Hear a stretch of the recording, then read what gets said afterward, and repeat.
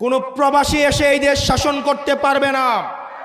যে বাংলাদেশের রক্তের সাথে, বাংলাদেশের মাটির সাথে, পানির সাথে, জনগণের সাথে যার কোনো সম্পর্ক নাই, বাংলাদেশের জনগণের নীতি নির্ধারণীতে এই প্রবাসীদেরকে,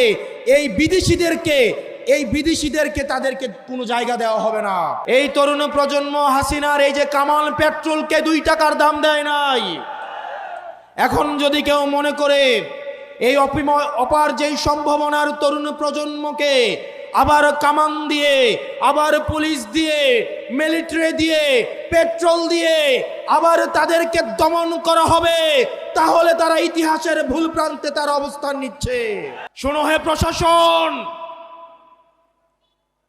2024 সাল থেকে যদি আপনারা শিক্ষা না নেন, আপনারা যদি আবার আগের ছকের নির্বাচনের দিকে ফিরে যান, আপনারা যদি আবার গুলশানের দিকে লাইন দেন, এই তরুণ প্রজন্ম আপনাদেরকে ক্ষমা করবে না।